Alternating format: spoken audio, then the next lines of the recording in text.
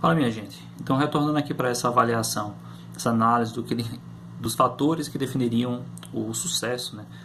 O bom desenvolvimento aí de um profissional da educação, de um professor, eu tentei abordar essa problemática a partir, primeiramente, dessa falsa dicotomia que seria a indicação, uma coisa que é muito comum na vida dos professores que já estão em carreira, né? O pessoal às vezes que não sabe nem o que é isso, é porque está viajando em geral. Então, a indicação é muito importante porque, em geral, a gente distribui currículo, inclusive eu distribuí muitos currículos na minha vida e não recebi nenhuma resposta em relação a eles, né? Então foi um dinheiro e um tempo perdido. Por quê? Justamente porque os diretores de instituições de ensino, particulares ou públicas, quando estão precisando de uma contratação, eles pedem a indicação de alguém de dentro, né? Porque é muito mais seguro e é uma lógica que faz sentido. É uma lógica que tem mais sucesso, ou melhor, tem mais margem de sucesso do que simplesmente escolher um currículo às cegas, por mais que isso também seja feito, mas é mais raro. Então, assim, a gente viu essa problemática sob essa perspectiva da indicação ou da meritocracia, por mais que eu não tenha abordado essa questão, e nem vou aprofundá-la tanto assim, porque isso já é discutido por várias pessoas, vários profissionais gabaritados, né? A meritocracia é a suposição de que seu esforço condiz com o status social que você obtém na sua vida, né? Com a elevação da sua carreira, etc. E assim sucessivamente. Então a meritocracia é sim também outro dos fatores que interferem muito na vida de um profissional, no sentido de que ela existe na medida de que o esforço tem alguma relação com o lugar que você chega na sua vida, seja na docência, seja em qualquer lugar, mas não apenas. Não é isso? Não apenas. Então, assim, eu vou tentar discorrer, portanto, essa mesma problemática a partir de outras questões, né? Por exemplo, né?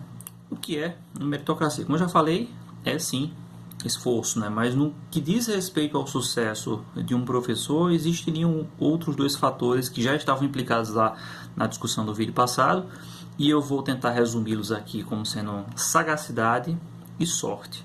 Beleza? Então, todos aqueles fatores que envolvem a sua vida social, desde a sua formação até a sua atuação profissional, eu estou aqui resumindo como sagacidade, né? Sua inteligência emocional, sua inteligência interpessoal e, portanto, social e política para formar essas alianças, mas também a sorte.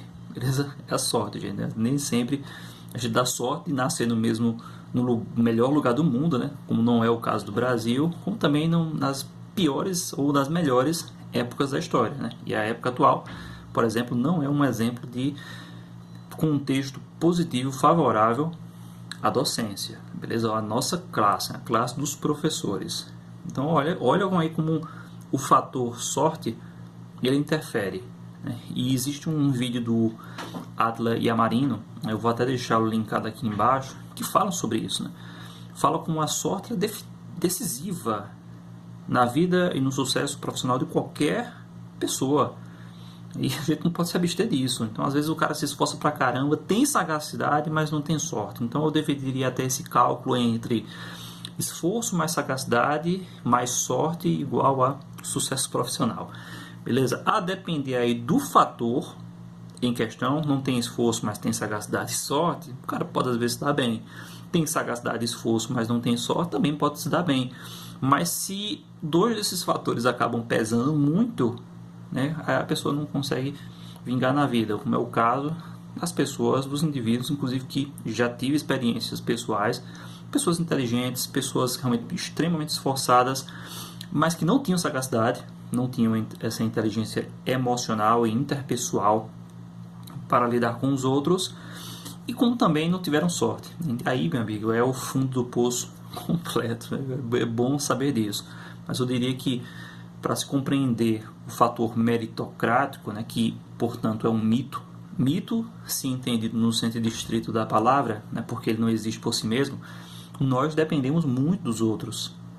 Então, se você não se dá conta de como nós somos dependentes dos outros, às vezes um voto de confiança, um único voto de confiança pode mudar a nossa vida, e como já mudou minha vida, né, votos de confiança, né, eu agradeço demais aqueles que colocaram os votos de confiança em mim, e eu faço o mesmo serviço com outras pessoas. Eu tento retribuir, né, já que eu não posso retribuir diretamente àqueles que me concederam esses votos de confiança, eu tento fazer a mesma coisa com pessoas que merecem. Então, no caso, o mérito aqui aparece não apenas como reflexo do esforço, né, mas muitas vezes da capacidade da pessoa lidar com outras questões que não se resumem apenas à inteligência lógica, né, aos fatores lógicos, intelectuais, como é o caso. Então, assim, e o que é que está em questão na indicação, né? É bom frisar isso porque não ficou tão claro no vídeo passado, que diz respeito, portanto, a reconhecimento, mas um reconhecimento que não é meramente intelectual, mas também é emocional, social, político, e que revela também, às vezes, até fatores que estão para além de meras decisões. E, por exemplo, um vínculo familiar, eu já recebi favores, né, de parentes, não grandes favores, mas às vezes favores significativos de parentes, de familiares, que me ajudaram e até mesmo me apoiaram em momentos decisivos, não por minha causa, né, especificamente, né, por minha pessoa, mas pelo valor que eu tinha dentro da família e pela consideração que essas pessoas tinham por meus pais ou meus avós e assim sucessivamente. Então vejam como, né, até o mesmo o Maximilian Weber, né, o Max Weber, um sociólogo, um grande sociólogo aí, do início do século XX, ele destaca muito bem isso, né, como a questão familiar ela é decisiva, ela está implicada nessa lógica meritocrática, né? Portanto, a gente tem que sempre dizer meritocrática entre aspas, porque às vezes você está no lugar certo na hora certa, né? Ou seja, no dia D, na hora H, para receber um favor que vai mudar a tua vida. E tem pessoas que, por melhores que sejam, às vezes não dão essa sorte. Percebam como a sorte, portanto, aí é decisiva, sim, nessa questão.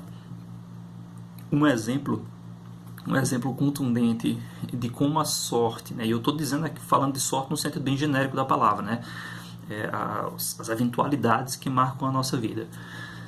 Como esses fatores são decisivos, e isso por si mesmo responde ao meu pessimismo em relação à carreira docente na atualidade. Nós estamos aí num péssimo momento para se dedicar a essa vida, né, por diversas questões. Uma dessas questões diz respeito justamente ao governo federal e ao espírito do tempo que marca o nosso país, que é claramente fascista, que é claramente opressor, antipático a questões intelectuais e, portanto, a própria classe docente. Por mais que alguns professores se iludam na esperança de que ele possa ser, né, essa figura que está aí no poder, de que esse cara possa ser algum tipo de salvação para a revitalização da moralidade pública, né? Como já vi alguns professores afirmarem. Então, assim, mais uma vez, né? Olha o tamanho da ingenuidade, né? Que é um estudante ou um professor, por assim dizer, não ter qualquer senso da realidade e ainda ter alguma fé nessa figura bizarra que existe aí, que está aí no poder. Isso já fala muito sobre a pessoa, né? Pode ter inteligência lógica maior do mundo, mas não consegue fazer uma ponte com sua realidade, meu amigo, é porque é muita incompetência, né? Então é isso. Nós não estamos num bom momento, né? O governo federal, a política e até mesmo a sociedade brasileira não é simpática à nossa classe. E isso por si só já é um peso significativo para aqueles que almejam seguir na função docente, almejam seguir nessa carreira ou mesmo já estão, como é o meu caso. Porque é aquele tipo de coisa. Eu estou bem agora, amanhã eu posso não estar. Inclusive, já existem projetos de lei, PLs, em vigor, aí tentando passar pela Câmara dos Deputados e pelo Senado, e que provavelmente vão passar, e que são ataques diretos à educação e à classe docente, à estabilidade de funcionários públicos como eu. Então, como é que vai ficar essa situação? Quem vai querer ser professor numa situação que o professor já é tão, a função docente já é tão mal vista, tão, digamos assim, não tão questionável e até mesmo assim perigosa, né? Não é bem remunerada, é um risco contínuo, não é muitas vezes valorizado pela sociedade, como tem sido nos últimos anos. Então, assim, quem é que vai querer ser professor? Quem é que vai querer seguir nessa carreira? Então, um exemplo contundente aí de como a sorte é decisiva nas nossas vidas, sejam para aqueles que já estão em cursos de licenciatura, seja para aqueles que almejam seguir num curso de licenciatura. Isso é importante levar em consideração. É importante, isso aqui não é um desestímulo a pessoa não cursar uma licenciatura, mas é para que você esteja atento à sorte. Imagina aí a cabeça das pessoas que cursavam cursos como História, Geografia, Filosofia, Sociologia em 1960. Então, assim, veja o que se passava na cabeça dessa pessoa até que em 64 você tinha um golpe, um regime militar que em última instância decretaria a exclusão de muitos desses componentes e a diminuição do peso, do valor, do reconhecimento que alguns desses componentes teriam no currículo. Percebam. Mas ainda assim tem professores, para vocês verem a contradição, o paradoxo. Ainda existem professores que veem o período ditatorial com algum tipo de saudosismo bizarro, ficcional, que atribui àquele período uma ordem simplesmente inexistente, né, que nunca existiu. Mas para vocês verem como é paradoxal. Ainda assim, retomando aqui um pouquinho essa discussão, então a meritocracia, a suposta meritocracia, esse mito meritocrático, poderia ser resumido dentro desse cálculo: esforço mais sagacidade mais sorte igual a sucesso, né, por assim dizer. E as indicações que sempre irão existir, não só entre os professores, mas em qualquer função, né? Entre os professores, mas também na política, nas grandes empresas de todos os tipos e assim sucessivamente. A indicação, ela, de certa maneira, ela tem uma lógica. Eu acredito que ela é problemática quando ela é poluída com um tipo de juízo, muitas vezes, né, nefasto, que é a ideia de você colocar seus parentes, seus amigos, os seus próximos para dentro de uma mamata, de um esquema como a gente vê muito na política, sem ter qualquer contrapartida em relação à qualidade, ao que essas pessoas podem oferecer a uma determinada função. Eu não faço isso nunca, né? Porque o que está em questão é meu nome, é o meu, portanto, prestígio, é o meu reconhecimento, por assim dizer. É por isso que eu não faço isso com pessoas que não merecem, né? E esse merecimento ultrapassa qualquer questão de esforço, vai além de mero esforço, vai além de meros quesitos intelectuais, atravessa a própria vida social, engajamento social e político e assim sucessivamente. Beleza, gente? Espero que tenha sido claro. Eu fico à disposição de vocês aí para tirar alguma dúvida, debater algum tema, com a maior sinceridade possível, com a maior simplicidade possível, porque eu não tenho essas aptidões de edição, como geralmente eu vejo por aí, mas estou aqui de boa vontade e do coração aberto. Beleza? Um abraço. Valeu.